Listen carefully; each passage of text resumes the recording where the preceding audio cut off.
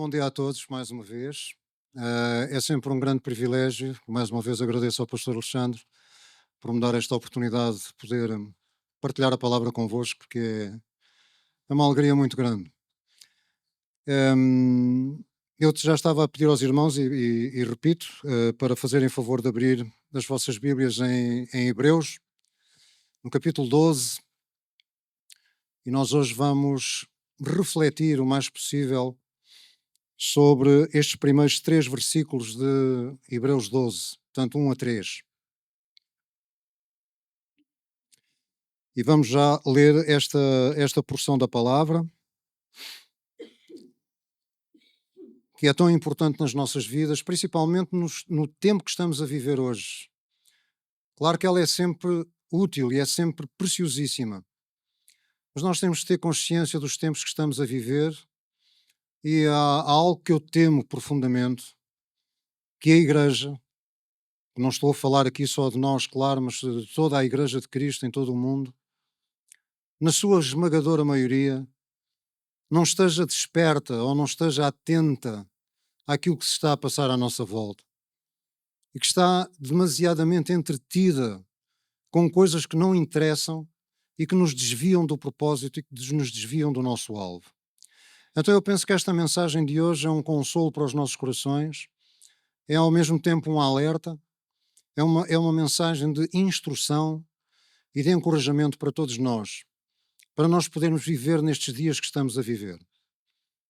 Vamos então ler estes primeiros três versículos do capítulo 12. Portanto, nós também, pois que estamos rodeados de uma tão grande nuvem de testemunhas, deixemos todo o embaraço e o pecado que tão de perto nos rodeia e corramos com paciência a carreira que nos está proposta. Olhando para Jesus, autor e consumador da fé, o qual, pelo gozo que lhe estava proposto, suportou a cruz, desprezando a afronta, e assentou-se à destra do trono de Deus. Considerai, pois, aquele que suportou tais contradições dos pecadores contra si mesmo, para que não enfraqueçais, desfalecendo em vossos ânimos. Baixemos as nossas cabeças, por favor.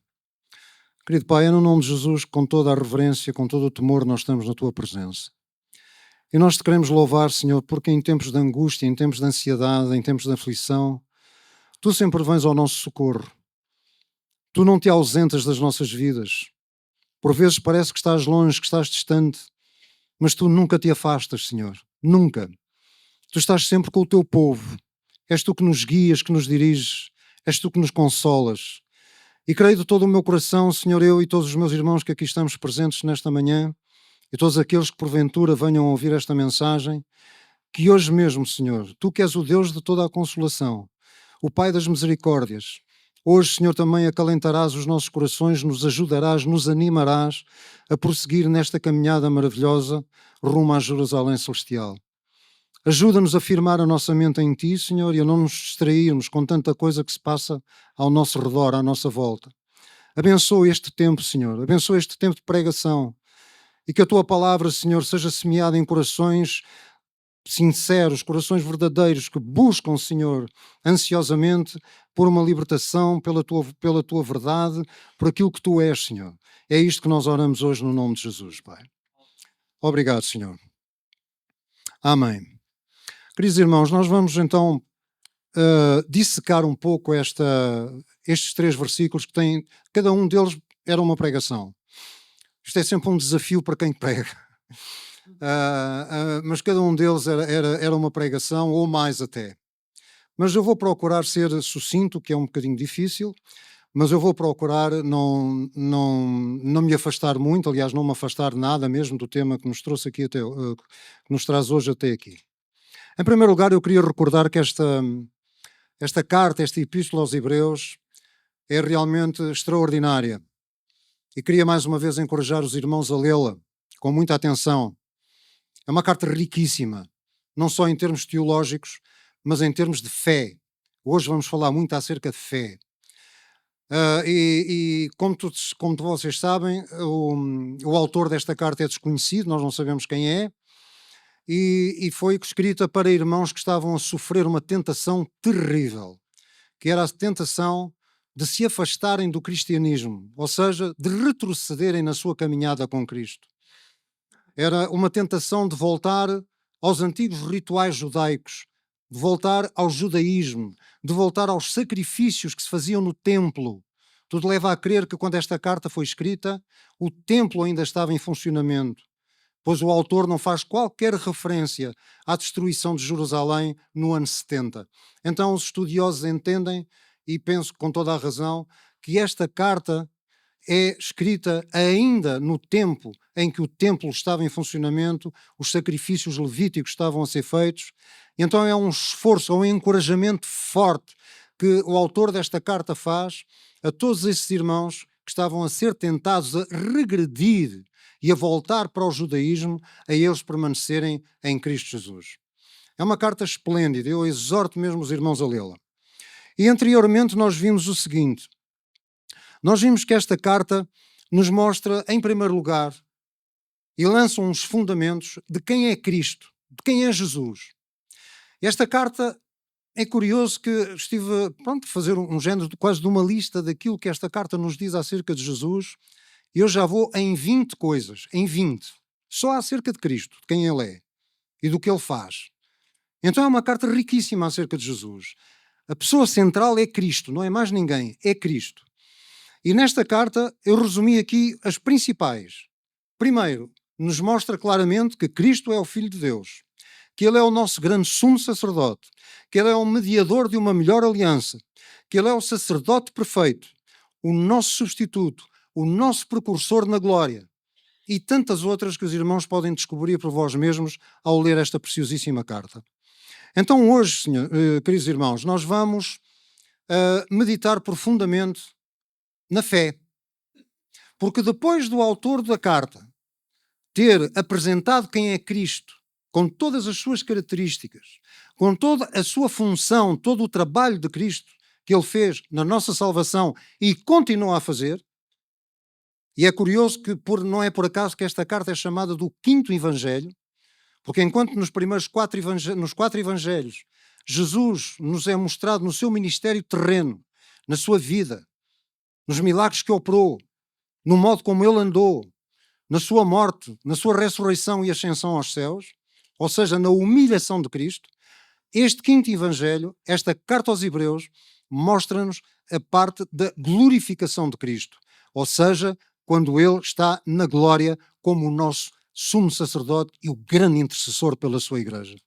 Jesus não está quieto, Jesus não está em férias. Não, Jesus continua a trabalhar a favor do seu povo, do povo que Ele resgatou com o seu precioso sangue. E isto para nós é de uma segurança tão grande, que Ele continua connosco todos os dias da nossa vida.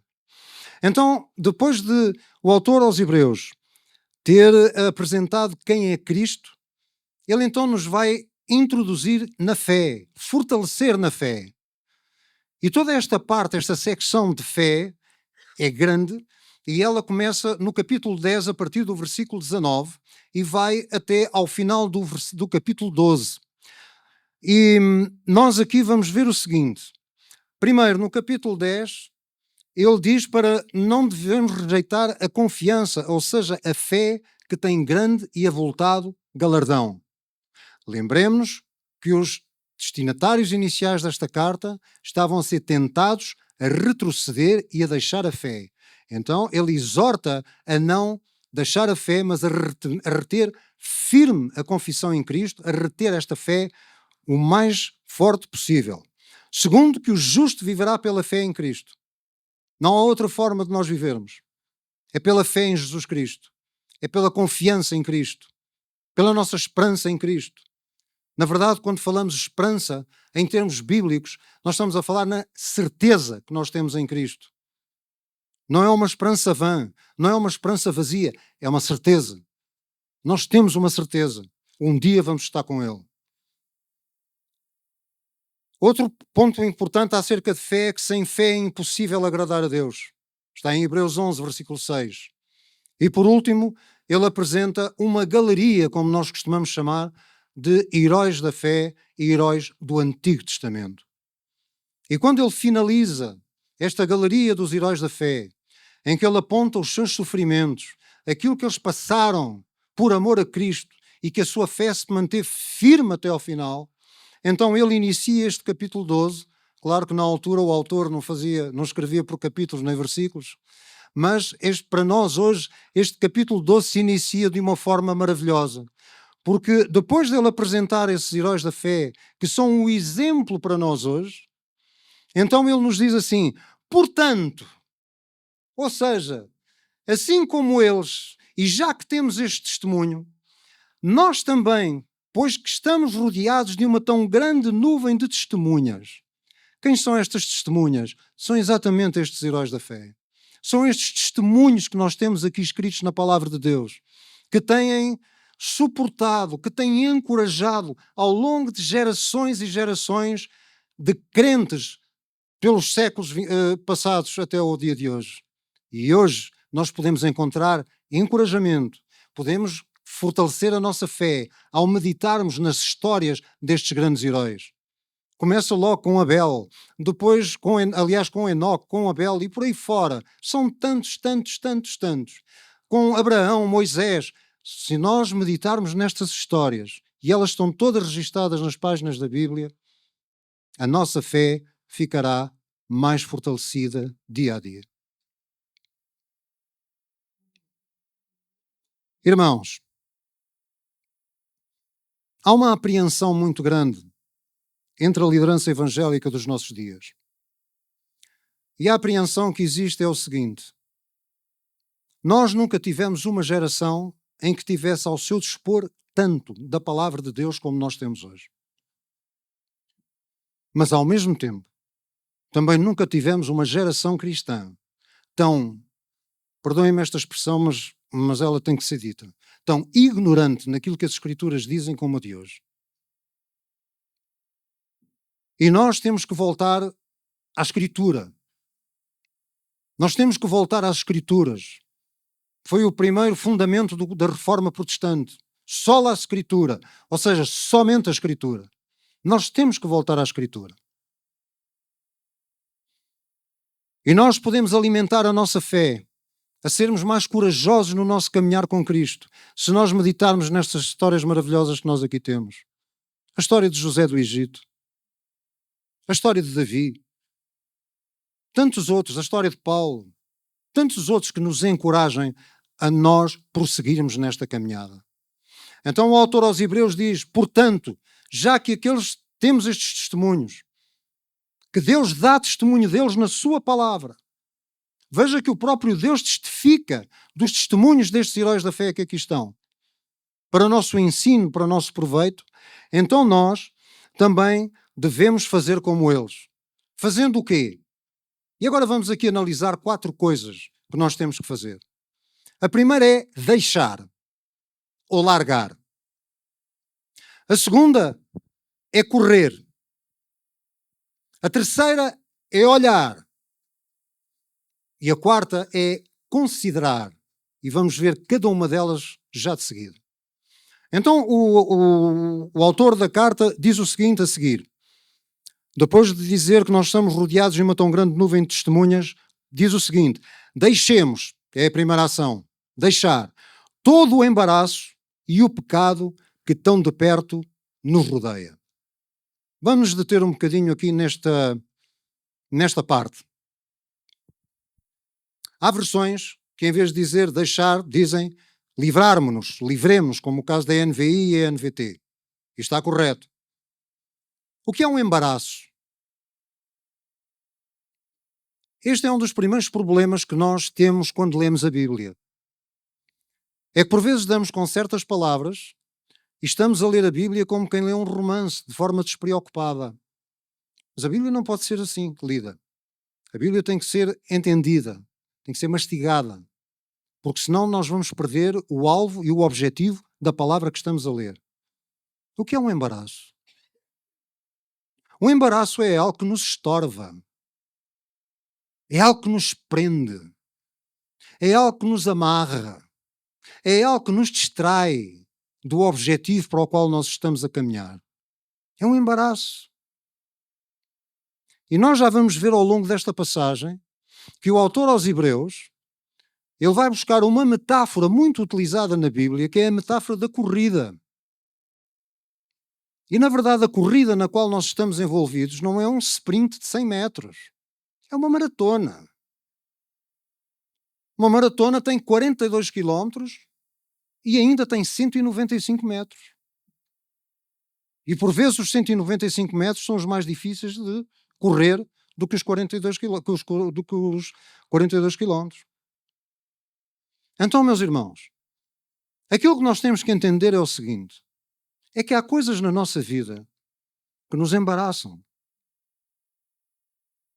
E cada um de nós tem embaraços diferentes. Aquilo que me embaraça a mim, provavelmente não embaraça o irmão. E aquilo que embaraça o irmão, provavelmente não me embaraça a mim. Então isto é algo que nós temos que refletir nós próprios, cada um consigo próprio, e perguntar assim: o que é que me embaraça na minha caminhada com Deus? O que é que rouba o meu tempo na minha comunhão com Deus, no meu estudo da palavra de Deus? O que é que me afasta de Deus? O que é que me distrai de Deus? O que é que me distrai do meu futuro com Jesus Cristo na glória? O que é que me impede? O que é que me está a embaraçar? O que é que me está a estorvar? Assim como um atleta, como um corredor vai para a pista e ele não vai, como eu estou agora aqui vestido, uma camisola de gola alta, um casaco, umas calças, uns sapatos um bocadinho mais pesados, um sobretudo, que às vezes usamos como está frio, um corredor não vai para a pista com isso tudo. Seria um embaraço para ele e lhe dificultar a corrida. Então ele vai o mais leve possível.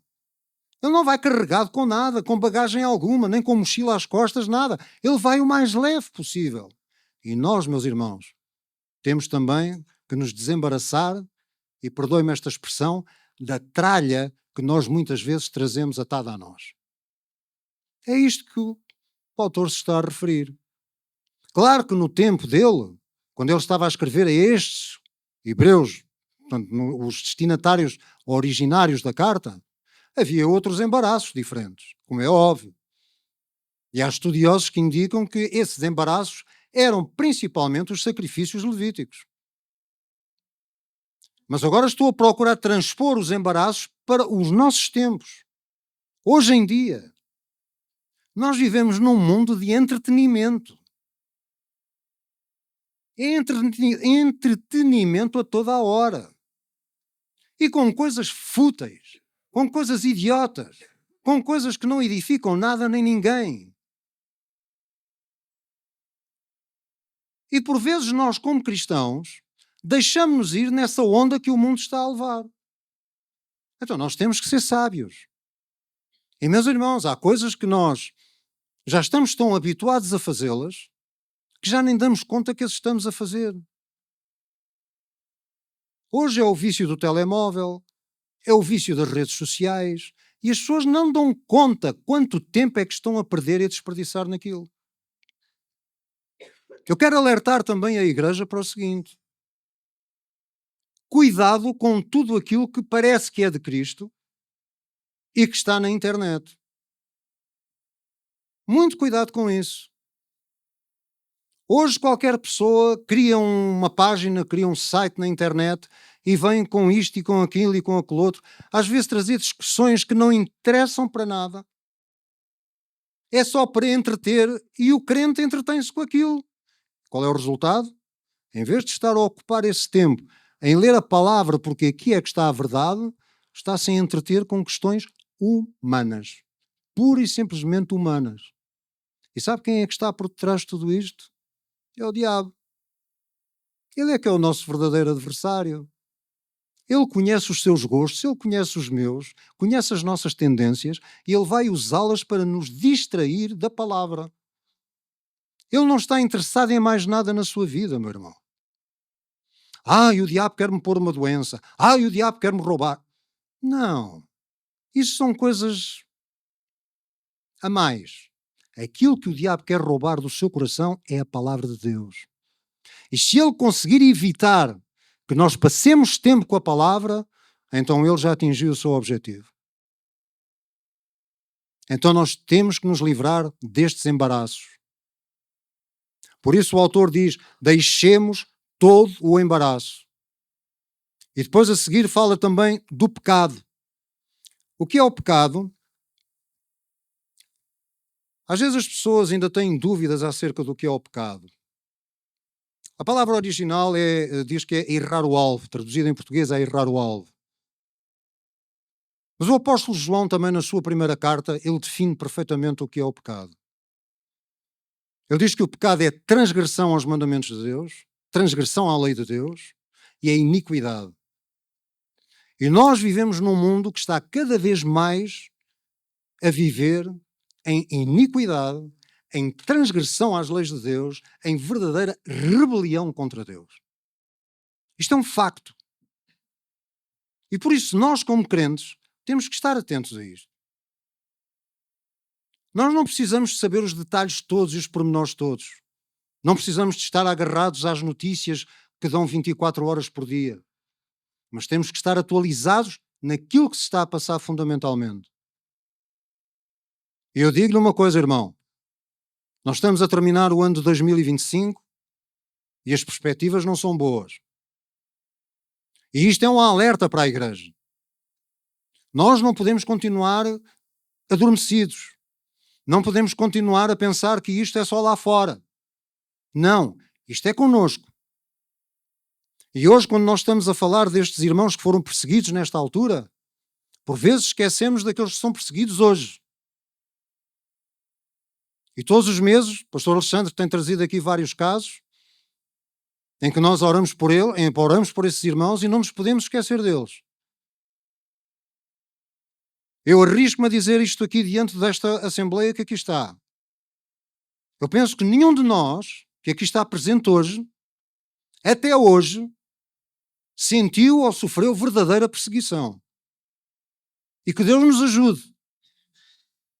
Então nós estamos no tempo, e se calhar já para além do tempo, de nos prepararmos e de nos capacitarmos para os dias difíceis que se avizinham. Isto não é uma mensagem negativa, meus irmãos. Isto é um alerta. E assim como Deus, através desta mensagem, nos quer alertar, nos quer instruir e nos quer encorajar. Os tempos são difíceis. A palavra de Deus nos diz isso. O próprio Senhor Jesus avisou disso. Então temos que estar preparados. Hoje, todos os dias, o cristão, aquele que é mesmo cristão, verdadeiramente cristão, aflige a sua alma com aquilo que se passa no mundo. Com a ofensa diária, sistemática, a toda a hora e a todo minuto, àquilo que Deus diz. A magoar o coração de Deus. E nós afligimos a nossa alma. Então nós não podemos também estar ao alcance, digamos assim, da influência desse pecado que está no mundo. O mundo jaz no maligno. E hoje, infelizmente, a igreja, por vezes, dá mais ouvidos ao mundo do que dá ouvidos a Deus. Então é hora de nós, com uma decisão firme, uma decisão absoluta, dizermos não e basta. Basta aos embaraços, àquilo que nos estorva na nossa caminhada com Deus, e basta às ideias do mundo, à sabedoria do mundo.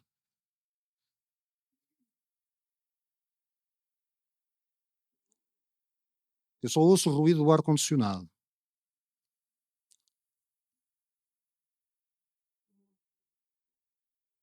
Irmãos, nós temos que ter consciência dos tempos que estamos a viver. E cada um de nós que está aqui, nesta igreja aqui da Evangélica do Livramento, nós devemos ser gratos a Deus, porque neste púlpito, a palavra de Deus é pregada. Infelizmente, na maior parte das igrejas que existem hoje, é pregado um evangelho light. Um evangelho levezinho. Mas não foi este o evangelho que Jesus pregou. Não foi este o evangelho que os apóstolos pregaram. E não é este o evangelho que nós temos que pregar aqui. Portanto, demos graças a Deus porque ainda temos acesso à palavra de Deus. Agora não chega a ouvir uma pregação ao domingo. É preciso cada um ter comunhão com Deus através da palavra e da oração. Vamos prosseguir. Estamos no versículo 1 ainda. Portanto, já vimos que devemos deixar todo o embaraço, o pecado que tão de perto nos rodeia. Temos de ter consciência que o pecado nos separa de Deus, irmãos. E nós temos a graça de Jesus Cristo ter levado o nosso pecado. Então nós não nos podemos expor à tentação. Às vezes há irmãos que oram, oh Senhor, não me deixes cair em tentação. Mas os irmãos são os primeiros a ir para os ambientes de tentação.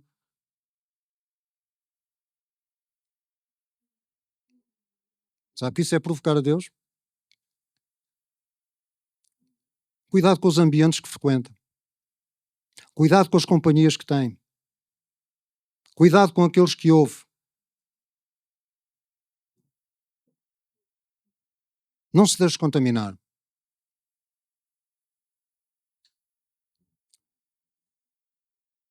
E a seguir vem o segundo. Já vimos o deixar, que é o embaraço e o pecado, e agora vamos ver o correr. Corramos com paciência a carreira que nos está proposta. Corramos com paciência a carreira que nos está proposta. Correr. O que é correr? Correr é o contrário de andar e de estar parado.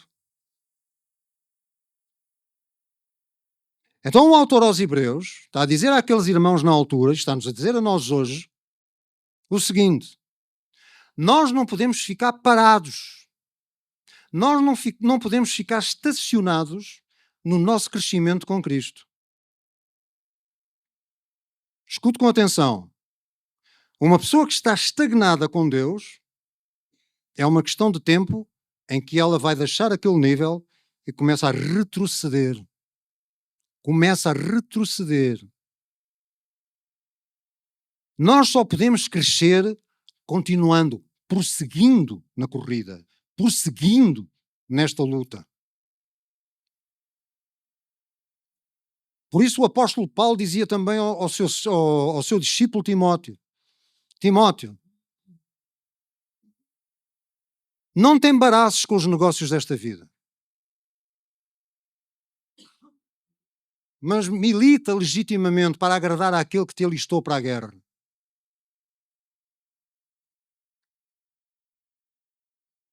Então nós temos que prosseguir nesta caminhada. De que forma? O autor diz, corramos com paciência. O que é paciência? Paciência é perseverança, é persistência. Nós vamos ter obstáculos, nós vamos ter situações difíceis. Jesus não prometeu caminho fácil. Os apóstolos não prometeram um caminho fácil. E eles próprios são um exemplo disso. Mas nós, por vezes, pensamos que o cristianismo é um barco de cruzeiro em que não há nada, não há tempestades, não há nada. Não, elas existem. É por isso que nós precisamos de alimentar o nosso coração com fé.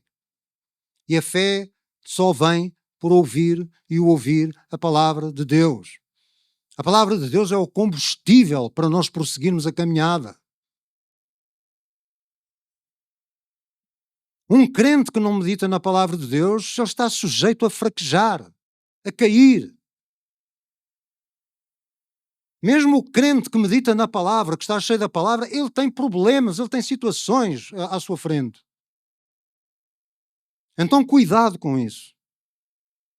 Fortaleçamos-nos na palavra. Corramos com paciência, com perseverança a carreira que nos está proposta. Irmãos, esta palavra carreira é uma palavra curiosa, porque no original grego, a palavra correspondente a carreira, que é traduzida por carreira, é uma palavra que se chama agon. Não sei se é assim que se traduz, que se lê, mas é agon, de onde vem a nossa palavra agonia. E sabe o que é que isto mostra? Mostra a agonia daqueles corredores, daqueles atletas que faziam aquelas provas na pista para chegar ao alvo, para chegar à meta. Era com um esforço tremendo. Por isso o apóstolo Paulo também disse em 1 Coríntios 9, 24 a 27, ele disse que a todo aquele que luta de tudo se abstém. De tudo se abstém, larga todo o embaraço, larga todo o pecado, larga toda a distração e se concentra no objetivo. Subjuga até o seu próprio corpo até à escravidão. Mas nós não estamos habituados a isto. Nós pensamos que cristianismo é só dizer Senhor, faz isto, faz aquilo. Às vezes parece que o Senhor é o nosso criado. Mas não, irmãos. Jesus não é o nosso criado. Ele é que é o Senhor. Ele é que é o Senhor. Então nós temos que entender estas verdades e vivê-las. Agora quero dizer o seguinte, nós devemos correr com paciência a carreira que nos está proposta, a corrida que nos está proposta. E eu estou a dizer o que nos está proposta. Será que nós alguma vez refletimos sobre o que é que isto significa?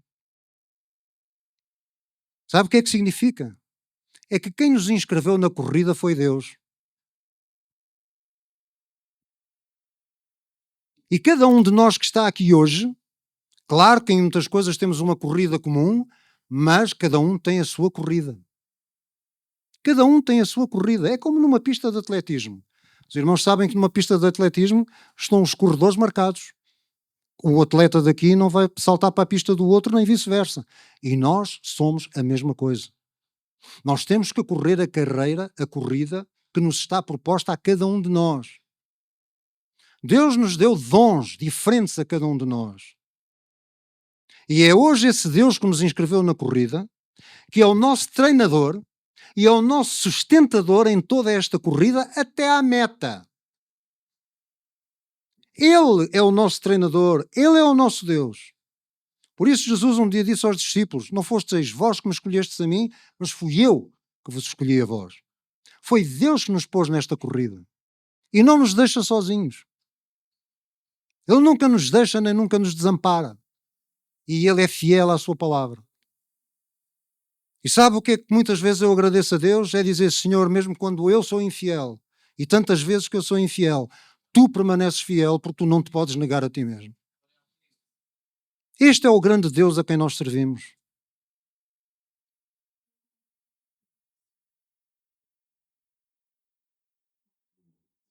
Nós temos todos os motivos do mundo, ou melhor, celestiais, para estar certos da nossa vitória. É que aquele que venceu a corrida, o primeiro a vencer a corrida, está hoje no Santo dos Santos, está hoje nos lugares celestiais, que é Cristo Jesus, o nosso Senhor, sentado à destra do Pai, lugar de autoridade, de poder. Ele é o grande Rei, o grande eu sou. Então nós temos todos os motivos para perseverar. E cada um de nós tem uma chamada, cada um de nós tem dons próprios. E quero encorajá-lo ao seguinte, por vezes nós ouvimos, e eu ainda há pouco dei o exemplo disso, de nós meditarmos nos grandes heróis que estão na Bíblia. Homens e mulheres que, como nós, tinham as suas qualidades, mas também tinham os seus defeitos. E é curioso que a Bíblia não esconde os defeitos. Deus não esconde os defeitos. Porque até nisso Ele nos quer ensinar e nos quer corrigir. Mas nós não devemos ficar frustrados ao olhar para um Moisés, ao olhar para um Davi, ao olhar para um apóstolo Paulo, para um João. Não devemos ficar frustrados e dizer, quem me dera eu ser ou ter sido como aquele, como Moisés, como Davi, como Paulo, como Silas. Quem me dera estar. Não, irmãos, nós não devemos invejar as posições dos outros. Eles foram fiéis na sua chamada, mas Deus os capacitou para aquela chamada. Cada um deve estar no lugar para o qual Deus os chamou e não estar a pensar em fazer a chamada do outro. E todos nós temos chamadas diferentes. É isto que faz o corpo da igreja, o corpo de Cristo. E às vezes as pessoas pensam assim, mas ninguém sabe o que eu faço, não sou importante para Deus.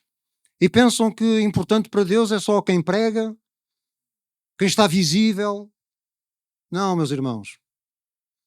Sabe que Deus não permeia dons, porque senão Deus estava-se a premiar a Ele próprio. Porque os dons são dele. Deus só permeia fidelidade ao dom que a pessoa recebe.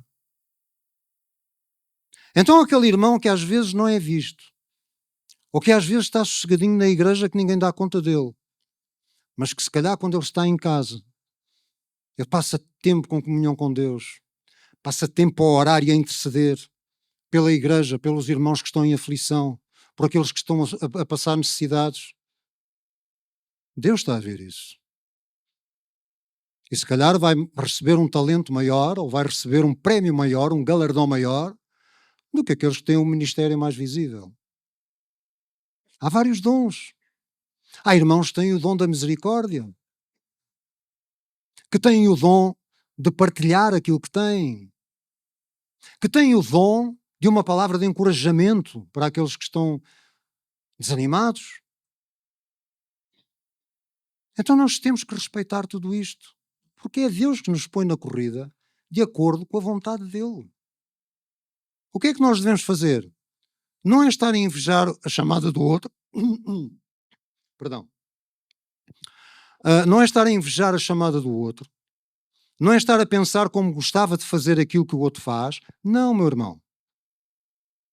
É buscar a Deus e dizer, Senhor, o que é que tu queres que eu faça? E fazer aquilo que Deus lhe pôs no seu... obrigado. Deus... Tá, obrigado. Então é isso. Nós temos que correr com perseverança esta caminhada. Com paciência, com perseverança. Vamos passar para o versículo 2. Olhando para Jesus, e na Ara está olhando firmemente para Jesus, autor e consumador da fé. Então agora, nós passamos para a terceira ação. Nós já deixamos o deixar e o correr.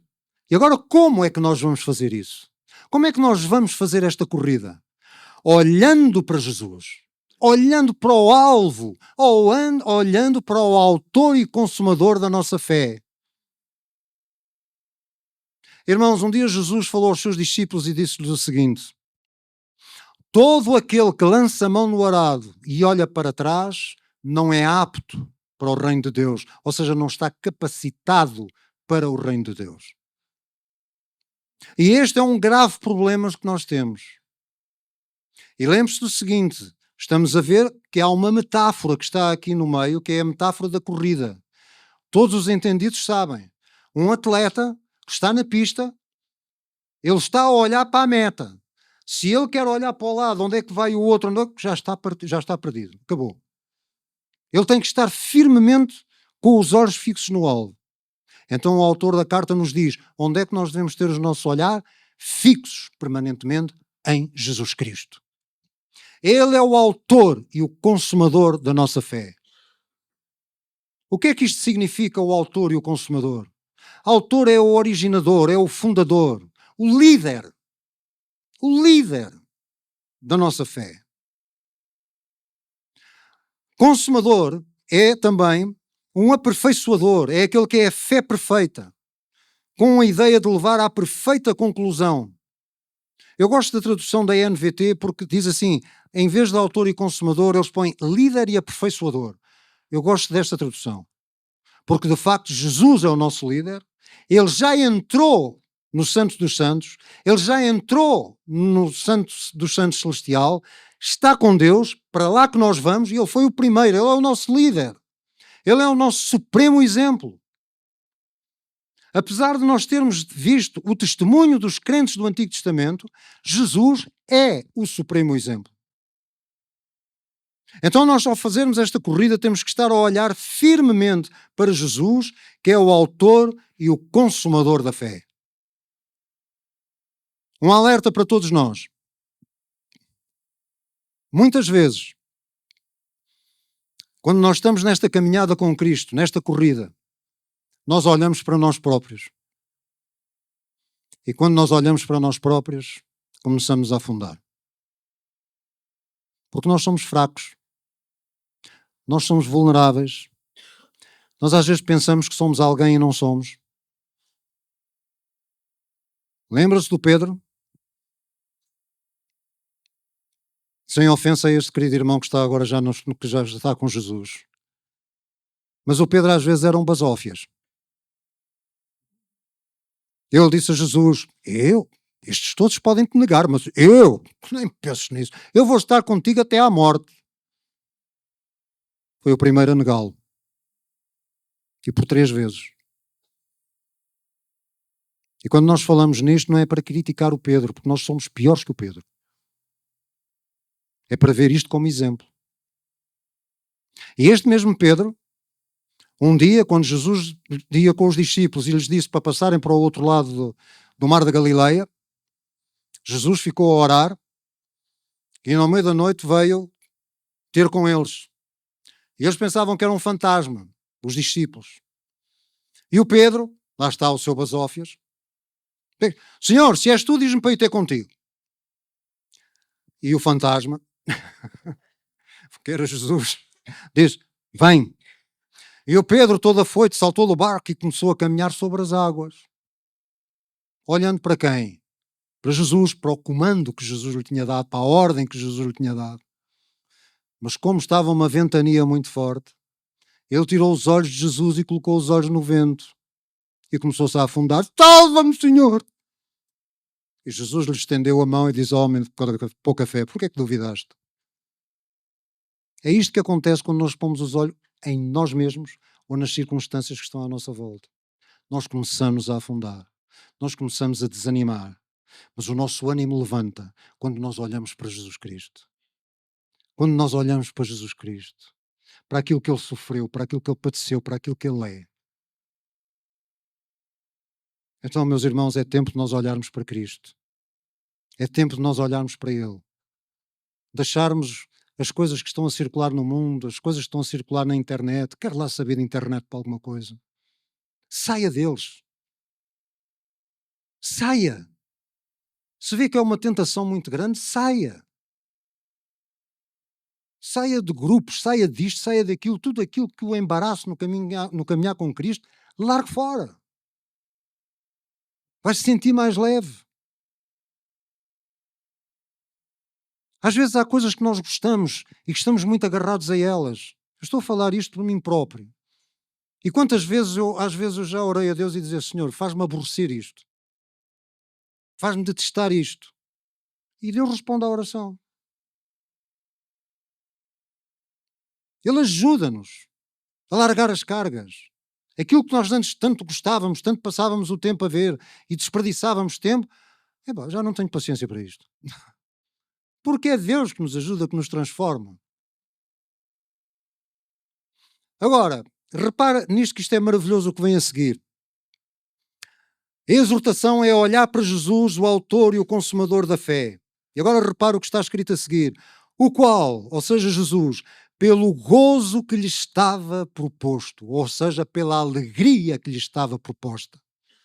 Oh, irmãos, nós devemos saltar e pular de alegria com esta frase. Porque Jesus tudo sofreu, e vamos ver já isto de seguida, pela alegria antecipada de ser o salvador do seu povo. Pela alegria de ir resgatar o seu povo da escravidão do pecado. Porque sabe qual é o grande desejo que Cristo tem hoje? É que nós estejamos com Ele na glória. João 17, versículo 24. Pai, eu quero, disse Jesus, que estes que estão comigo estejam comigo onde eu estiver. O grande anseio de Jesus, o noivo que espera pela sua noiva, uma noiva santa, gloriosa e irrepreensível, é estar connosco, estar em comunhão connosco, face a face. É este o nosso Deus, é este o nosso Cristo, é este o nosso Jesus, é este o Jesus da Bíblia. E quando nós lemos olhando para Jesus, como é que eu posso olhar para Jesus? Olhando para a palavra. Não existe Cristo fora da palavra. Tudo o que havia para revelar acerca de Deus está na palavra. Então, quando nós olhamos para Jesus, nós estamos a olhar para a palavra. Quando olhamos para a palavra, estamos a olhar para Jesus. Que pelo gozo, pela alegria que lhe estava proposta, qual alegria que lhe estava proposta, meus irmãos? Deus deu-lhe um povo, o Pai deu um povo a Cristo Jesus. E foi o próprio Jesus que veio da sua glória, veio do seu lar celestial, redimir a sua igreja, redimir o seu povo, libertar o seu povo. Esta é a alegria do nosso Senhor Jesus Cristo. E é esta a alegria que Ele quer que nós tenhamos também, já aqui neste mundo. Esta alegria vos dou, foi Ele que disse aos seus discípulos, a nós hoje. Mas nós às vezes estamos entretidos com alvos tão temporários, tão infantis. Não, meus irmãos, vamos substituir esses alvos temporários, infantis deste mundo que vai perecer um dia pelos alvos que não perecem. Os alvos que são eternos, o nosso lar eterno que está lá em cima. Por isso Jesus nos foi preparar a morada. Uau! Nem isto nos entusiasma.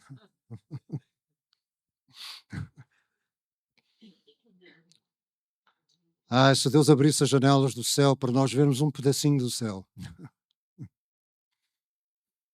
Quando às vezes vamos a Apocalipse 21, se não estou em erro, e Deus nos mostra como é a cidade, como é a Jerusalém celestial. Ui! Ficamos tão admirados com os belos edifícios que temos neste mundo. Nada são comparados àqueles edifícios, nada. Então, pela alegria que lhe estava proposta, o que é que aconteceu? Diz versículo 2, Jesus suportou a cruz, desprezando a afronta, e assentou-se à destra do trono de Deus. O que é que isto significa suportar? Suportar nos fala de um esforço tremendo para aguentar a dor, o escárnio, aquilo que Jesus sofreu no seu ministério terreno. Irmãos, nós às vezes dizemos assim, eu já não tenho paciência para isto. Eu já não tenho paciência para aturar aquele e aquele outro. Agora imagine Jesus. É que nós por vezes pensamos em Jesus como um homem, que foi e é.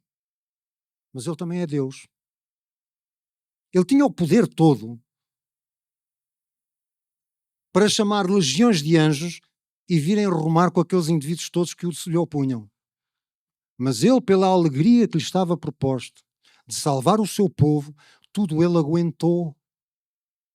Quando o injuriavam, ele não injuriava. Quando o ofendiam, ele não ofendia de volta. E nós devemos andar como ele andou. É nesta construção do nosso caráter que nós devemos investir o nosso tempo. Então ele suportou a cruz, uma morte ignominiosa na cruz, vergonhosa. A cruz era proibida para os romanos de serem mortos na cruz. Um cidadão romano não podia ir à cruz. Para os judeus era uma maldição. Mas Jesus Cristo se fez maldito no nosso lugar, para que a bênção de Abraão viesse até nós, para que nós fôssemos resgatados do cativeiro onde estávamos. Então ele suportou essa cruz, desprezou a afronta daqueles que o confrontavam, daqueles que os gozavam, que lhe cuspiram, que o blasfemaram. Ele suportou tudo isso e assentou-se à destra de Deus. A primeira parte da sua missão estava concluída. Então ele se assentou. Não quer dizer que ele esteja inativo, mas a primeira parte já está feita. Por isso ele disse na cruz, está consumado. O que é que está consumado? A nossa salvação. E o autor aos Hebreus vai terminar no versículo 3, terminar aqui nesta exposição, com a quarta coisa, que é considerai. Considerai, pois, aquele que suportou, mais uma vez, tais contradições ou tal oposição dos pecadores contra si mesmo, para que não enfraqueçais, desfalecendo em vossos ânimos. Ou seja, o autor de Hebreus, ele vai enfatizar aquilo que disse no versículo 2. No versículo 2 ele disse: olhai firmemente para Jesus. Agora aqui ele diz: considerai, ou seja, pensai, refleti atentamente aquilo que Cristo suportou. Vocês que estão desanimados, vocês que pensam que estão a ser perseguidos demasiadamente, vocês que pensam que estão a sofrer aflições como ninguém nunca sofreu, considerai aquele, ou seja, Jesus, que suportou a oposição dos pecadores contra si mesmo. Tudo isso que nós já falámos antes. Para quê? Para que não enfraqueçais, desfalecendo em vossos ânimos. Irmãos, não há ninguém que possa dizer alguma vez que nunca esteve desanimado. Não há ninguém. Se alguém disser, está a mentir. Nós somos humanos. Nós temos uma alma, temos sentimentos, temos emoções. E por vezes, nós vamos ao tapete. Vamos. Nós temos que assumir isso. Somos fracos. Mas pela graça de Deus, Ele sempre nos levanta do tapete. E é por isso que quando nós consideramos, quando nós atentamos nos sacrifícios que Jesus fez, Ele que podia ter ficado calmamente na glória, escusava de se ter incomodado a vir do céu à terra para morrer no nosso lugar. Ele podia ter evitado tudo isso. Mas Ele veio. E Ele sabia para o que vinha. Ele não teve dúvidas nenhumas. Ele próprio, no seu ministério terreno, disse: eu vim para isto mesmo. Ele sabia desde o início. Mas Ele não negou a sua chamada, a sua missão de vir resgatar o seu povo. Ele podia ter evitado uma morte como que Ele teve na cruz do Calvário. Mas Ele não a evitou. Porque era necessário que o nosso pecado fosse devidamente julgado por Deus. E Ele bebeu a cálice da ira de Deus até à última gota, em nosso lugar, em substituição nossa. Então, quando nós olhamos para Jesus, quando nós consideramos tudo aquilo que Jesus fez, o nosso ânimo sobe. Nós sabemos que não estamos sozinhos. Nós sabemos que Ele está connosco. Nós sabemos que Ele nunca nos abandona. Nós sabemos que Ele é o mesmo ontem, hoje e eternamente. Nós sabemos que Ele é o Deus forte. Nós sabemos que Ele nos ama. E a prova do seu amor é que Ele veio buscar-nos, a nós, a sua igreja. E hoje, Jesus está, e eu peço perdão a Deus e a todos vocês por esta palavra, mas está ansioso, como se Jesus estivesse ansioso. Mas é um termo humano. Mas está ansioso, Ele está desejoso de que nós estejamos com Ele na glória. E nós? Será que nós estamos com o mesmo desejo, com a mesma ansiedade, com o mesmo fervor de estar com Ele na glória como Ele está em relação a nós? Esta é a pergunta que fica. Enquanto o conjunto de louvor sobe aqui. Agora nós temos uma garantia tremenda dada por Deus. É que no meio da provação, no meio da perseguição, quando ela vier, e ela hoje já está de uma forma muito subtil, mas ela vai aumentar. É que quando esse sofrimento vier, Deus nos dá uma garantia. Ele diz que não nos vai deixar tentar acima daquilo que nós podemos suportar, aguentar. Mas antes, com essa tentação, com essa provação, Ele nos dá o escape. Por vezes nós esquecemos uma coisa tremenda. É que Jesus hoje está na glória. Mas antes da glória veio a cruz. E nós, como discípulos de Cristo, também temos que entender que antes da glória vem a cruz. E é curioso. Há passagens bíblicas tremendas, e eu tenho aqui uma que eu quero deixar convosco.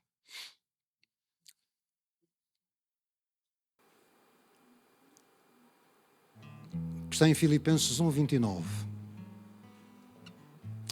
Em que o apóstolo Paulo diz assim: Eu gosto muito desta passagem, porque diz assim: porque a vós vos foi concedido, em relação a Cristo, não somente crer nele, como também padecer por ele. É forte, não é? Deus considera o nosso sofrimento por amor a Cristo e ao Evangelho como uma dádiva preciosa que Ele nos dá. E pouco nós falamos de aflição e sofrimento. Mas o sofrimento é bíblico. Pela causa de Cristo, claro. Não por outras causas. Mas Deus promete que depois de nós padecermos um certo tempo, Ele próprio nos vai fortificar, Ele nos vai encorajar, nos vai fundamentar na fé e nós saímos mais fortes de cada provação. Uma coisa que nós devemos orar pelos nossos irmãos que estão a ser perseguidos é que cada provação que eles sofrem e que nós aqui não fazemos a mínima ideia, porque eles não têm o conforto que nós temos de estar numa igreja com as instalações como nós temos. Eles não podem estar publicamente a louvar a Deus, com perigo da própria vida. É que à medida que Deus os prova, que Ele vem estes sofrimentos sobre eles, que Deus os fortaleça na fé. Devemos orar também pelos pastores que estão com eles, quantos deles presos. Oh, meus irmãos, nós devemos louvar a Deus, este magnífico Senhor, que nos libertou do poder das trevas, este magnífico Salvador, no qual nós temos a certeza de para onde nós estamos a ir. Vamos ficar de pé, por favor. E vamos só cantar este cântico de louvor a Deus, magnificando ao Senhor por aquilo que Ele é. E às vezes, em vez de nos queixarmos ou de nos lamentarmos a nós mesmos, às vezes até no silêncio dos nossos quartos, substituamos a tristeza, substituamos o lamento por louvor a Deus. E automaticamente, quase no mesmo instante, a nossa fé cresce, porque os nossos olhos saem de nós e vão para Ele. Vamos louvá-lo.